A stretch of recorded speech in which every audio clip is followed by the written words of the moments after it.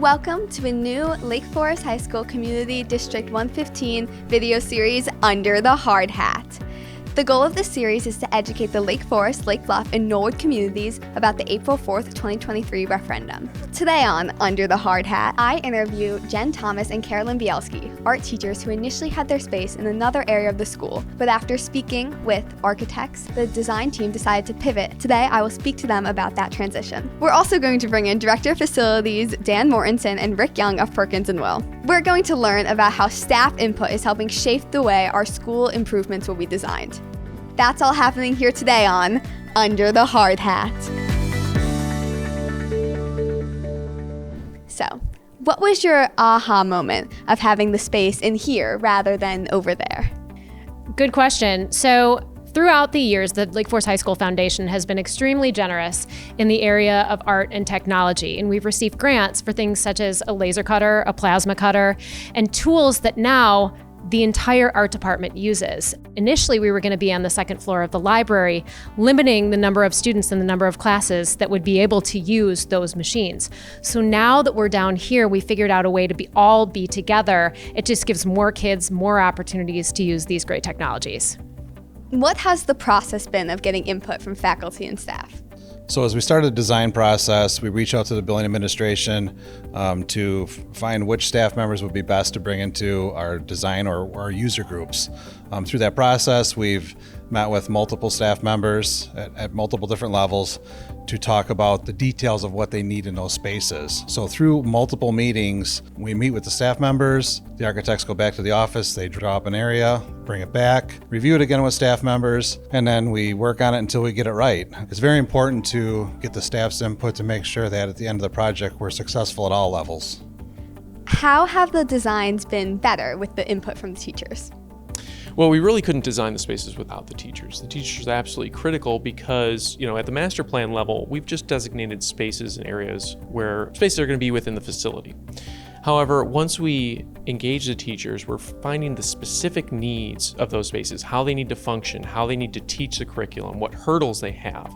And we can't do that without actually having those conversations. We come back to them, ask them questions, they give us answers, we take them, we apply them to the space, and we come back and get even more and more detailed every time we come back to them, to the point where, we're taking out drawings and sketching over the top of, what about this idea? Well, what if we moved the laser cutter over here? How would that impact how you use this space? Without the input of the teachers, we designed a lot of art spaces, but we need to know how they use those spaces to make it so that they'll be the best function for them.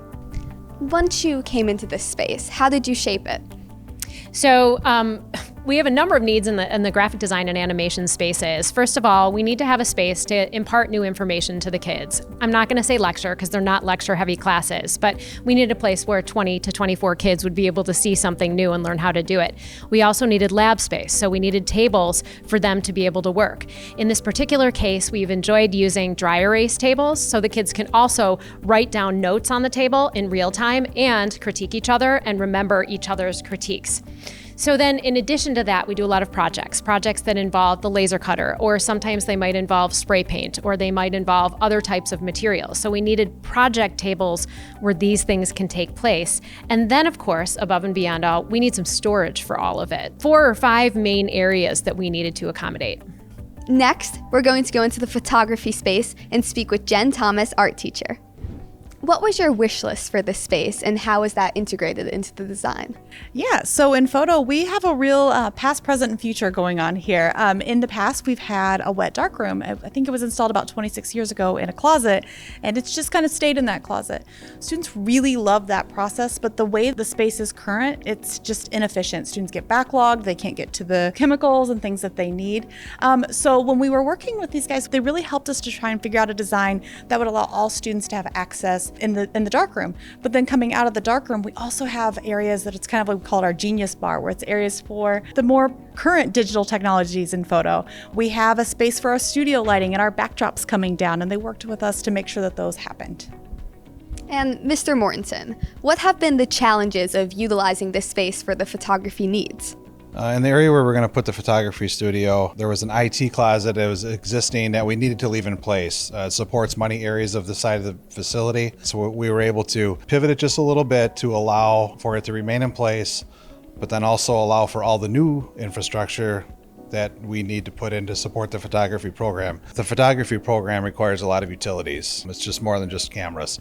There's water, there's darkroom needs, there's lighting, there's many things that we needed to install to make it a successful program.